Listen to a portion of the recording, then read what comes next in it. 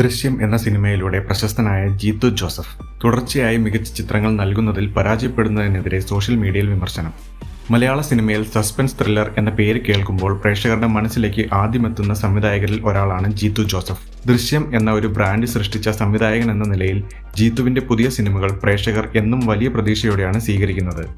എന്നാൽ ആ വിശ്വാസം എല്ലാ ചിത്രങ്ങൾക്കും ഒരുപോലെ നിലനിർത്താൻ സാധിക്കുന്നില്ല എന്ന വിമർശനമാണ് ഇപ്പോൾ സോഷ്യൽ മീഡിയയിൽ ശക്തമാകുന്നത്. ദൃശ്യം എന്ന ബ്രാൻഡിന് പുറത്തേക്ക് കടന്നാൽ ജീത്തു ജോസഫിന്റെ നിലനിൽപ്പ് ദുർബലമാണെന്ന തരത്തിലുള്ള അഭിപ്രായങ്ങളാണ് പ്രേക്ഷകർ ഉയർത്തുന്നത്. സിനിമകൾ നിലവാരത്തിലെത്താത്തപ്പോഴും വേണ്ടത്ര വിമർശനങ്ങളോ ട്രോളുകളോ നേരിടാത്ത സംവിധായകനാണ് ജീത്തു ജോസഫ് എന്ന് ചിലർ അഭിപ്രായപ്പെടുന്നു. ദൃശ്യം, മെമ്മറീസ് പോലുള്ള ചിത്രങ്ങൾ നൽകിയ വലിയ വിജയങ്ങളാണ് ഇന്നും അദ്ദേഹത്തിന് പ്രിവിലേജ് നൽകുന്നതെന്നും അതുകൊണ്ട് തന്നെ എല്ലാ സിനിമകളും ഒരേ രീതിയിൽ വിലയിരുത്തപ്പെടുന്നില്ലെന്നും സോഷ്യൽ മീഡിയയിൽ ചർച്ചയാവുന്നു. ശരിയായ വിമർശനങ്ങളും അഭിപ്രായങ്ങളും ലഭിച്ചാൽ ജീത്തു ജോസഫിന്റെ സംവിധാനത്തിൽ കൂടുതൽ മികവ് ഉണ്ടാകുമെന്ന അഭിപ്രായവും പലരും പങ്കുവയ്ക്കുന്നു.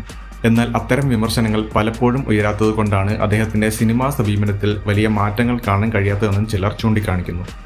വരാനിരിക്കുന്ന ദൃശ്യം 3 മികച്ച പ്രതികരണം നേടിയാൽ വീണ്ടും കുറെ കാലം അലസമായ സമീപനത്തോടെ തുടർച്ചയായ ചിത്രങ്ങൾ ചെയ്യാനുള്ള പ്രേരണ ഒഴിവാകുമെന്ന അഭിപ്രായവും സോഷ്യൽ മീഡിയയിൽ ഉയരുന്നു. ദൃശ്യം സിനിമയ്ക്ക് ശേഷം ഊഴം ശ്രദ്ധേയമായ വിജയം നേടിയിരുന്നു.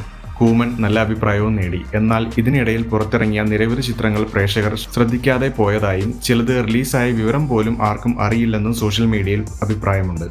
ജീത്തു ജോസഫിന്റെ സംവിധാനത്തിൽ അവസാനം തിയേറ്ററുകളിലെത്തിയ ചിത്രം വലതുവശത്തെ കള്ളൻ ആണ്. ബിജു മേനോനും ജോജു ജോർജും പ്രധാന വേഷങ്ങളിലെത്തിയ ചിത്രം പ്രതീക്ഷിച്ചത്ര നല്ല പ്രതികരണം നേടാൻ സാധിച്ചിരുന്നില്ല. അതേസമയം ഏപ്രിൽ 6 റിലീസിനൊരുങ്ങുന്ന ദൃശ്യം 3 വലിയ പ്രതീക്ഷകളോടെയാണ് ആരാധകർ കാത്തിരിക്കുന്നത്.